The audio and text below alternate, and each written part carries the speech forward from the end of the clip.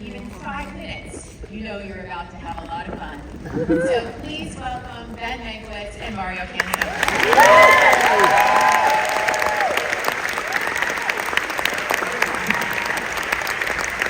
Hello, everybody.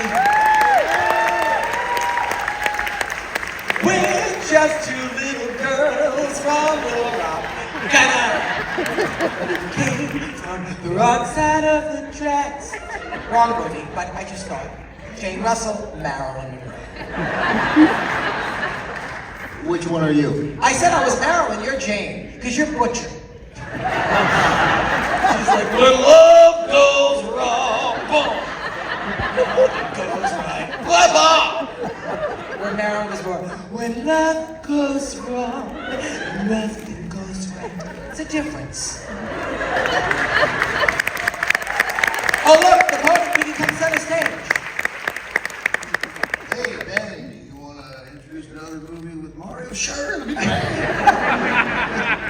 It's like I forget. Hey, is a woman in the house who I took a picture with on the way in here? Oh, me? Yeah, right there. Yeah. What's your name? Nicole. Nicole. This is why TCM fans are great. There's like 25 people, women waiting in line to go to the bathroom, right? Yeah. So your place in line, it matters. Yes. Yeah, and she sees me. I don't like it. Right there. She ran to it. Doesn't matter. She held it in for you. Yeah. I've done that. I matter more to these people than You do. You do. You matter. Well, you matter to me almost more than peeing. But getting older, it's been difficult. Yeah, it's a longer process. Isn't it though? What happened? I don't know. What happened to you? I'm so much older than you. You could be my son. That's so much older. Yes, my sister, my daughter, my sister, my daughter. She's my sister and my daughter. So I live for just being with him. I do. I live for being with him. I live for being here. I can't say enough. And so we're here to present The Little Foxes. The Little Foxes. 1941. Oscar. So, let me tell you a couple things about this movie. First of all, the title, right, comes from. You got it. It's all right. I know. That comes with the prostate deterioration. That's right. It'll happen. I was just. It all happens. I was just getting into Jane Russell character. Oh, you were. Chapter 2, verse 15, Song of Solomon. Catch us, the little foxes that spoil the vines, for our vines have tender grapes. That is what? Hang on. Talk amongst yourselves. Go ahead. 1, 2, 3, 4, 5, 6, 7, 8, 9, 10, 11, 12, 13, 14, 15, like 18 words there. Are there 18 words in the Bible that have given us the title of 2 classic movies? The Little Foxes and Our Vines Have Tender Grapes. Oh my gosh. Yeah. You connected those two. Yeah. That's why you get the big bucks. And it spawned the play by Lillian Hellman, The Little Foxes. Right, who also wrote the screenplay here for the picture. She certainly did it with some additional scenes by Dorothy Parker and a few others. Very interesting. And this was done on Broadway with Tallulah Bankhead, which must have Betty Davis. in the Betty Davis were playing Regina.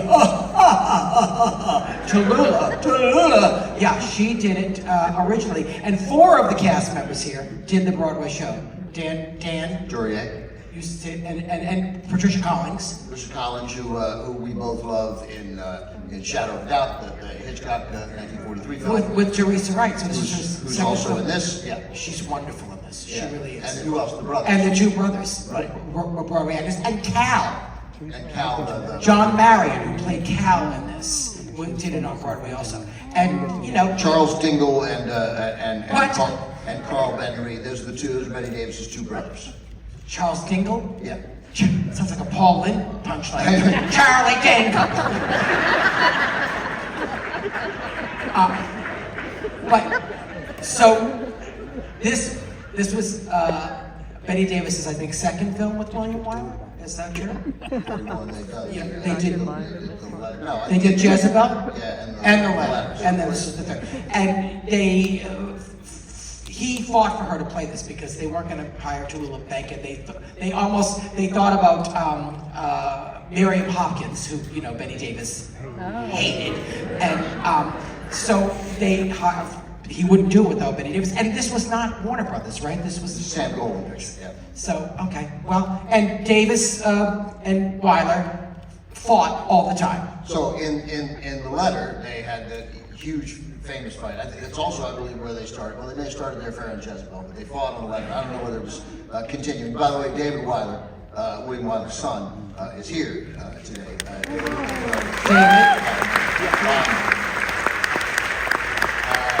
I believe this is not David, but yeah, they started their affair. That's where they started their affair. Their affair on the Yeah, letter. and then until my father got wise and figured it out. Yeah, well, because she's a lot. But of Betty Davis, she said, "Well, I really feel people think that I did not want a man to tell me what to do, to tell me where to go, to boss me around. But Willie Wyler was the one that got away. I adored him. We had a tumultuous affair. We fought all the time because he wanted me to do it like Tallulah Bankhead, and I said, absolutely not, I will do it like me. I played a woman older than I was when I did this picture. I wanted to make myself look older, so I wore white makeup, and he said, you are not doing kabuki theater. And they would go, I walked off this picture because we fought all the time, and they almost replaced me with Miriam Hopkins, and I said, oh no, that is not going to happen, because I will shake her once again and throw her down the set of the stairwell. That's it. Why am I here? Because just to be my straight man, and to do some choreography with me. So I want to hear you do post-stroke Betty Davis saying what she said then. Okay, go ahead. About losing the fight, in argument, I think on the letter to William Wyler, her famous line, I did it his way. Yes, I lost the battle, but I lost to a genius. Okay.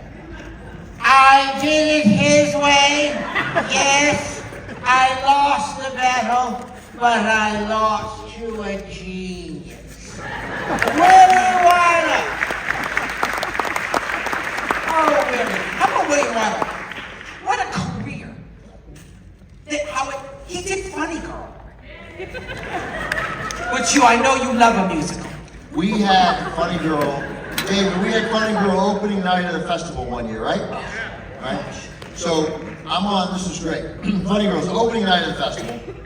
Robert Osborne was going to interview on stage the children of William Wyler, and someone else was here as well, if I'm recalling. But I'm sort of doing red carpet stuff.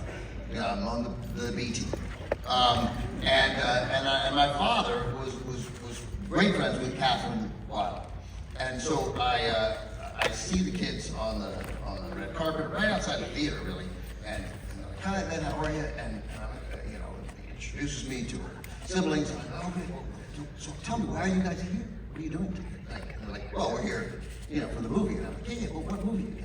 It was opening night. We're starting in like 20 minutes. It was great. One of my prouder moments. So we both love, I think everybody loves, anytime Herbert Marshall is in a movie. You're so great at this. You're so great. This is their second film together. The first, of course, The Letter. Yeah.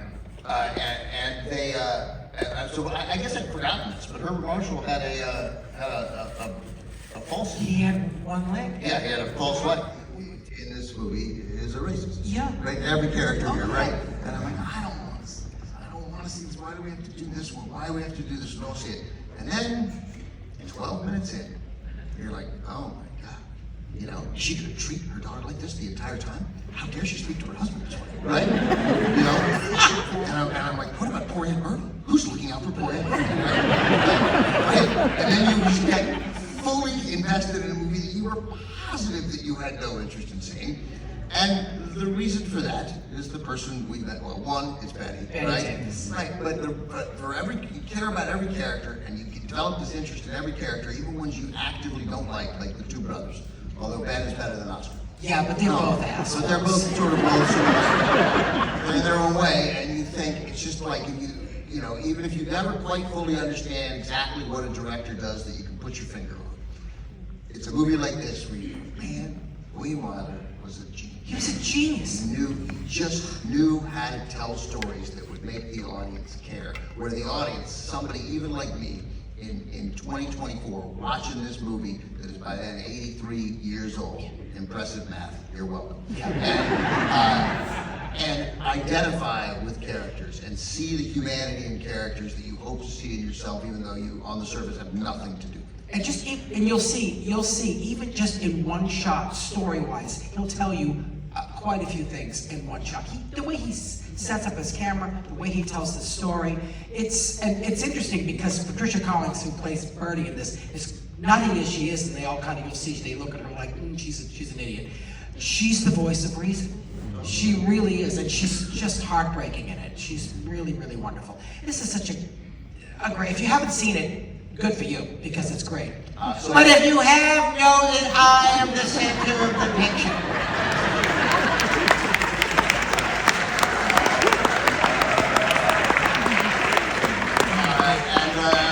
Last thing, don't sleep on the one decent man in the picture. Richard Carlson as the sort of suitor of Teresa Wright. Oh, and you know, that character, I think his name is David in it?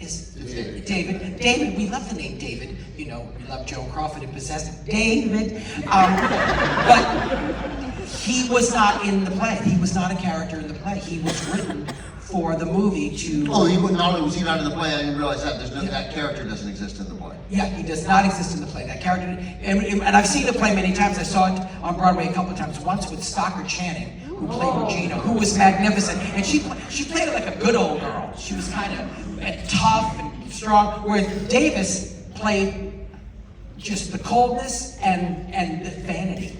It's not her, like she's constantly fixing her head. I mean, the vanity, the way she plays. You don't see it in the first scene. I mean, I'm not spoiling anything, because the first time you see Betty Davis, and she's sort of shouting across to her brothers on another porch, and it almost seems like they have a congenial, like, older brother-sister relationship.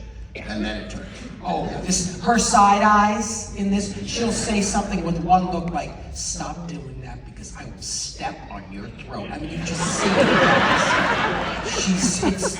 It's incredible. Yeah, David, the character of David, the suitor of Teresa Wright, was written for the film to create a little bit more sympathy for Teresa Wright's character, and to have a little bit of camaraderie with Herbert Marshall.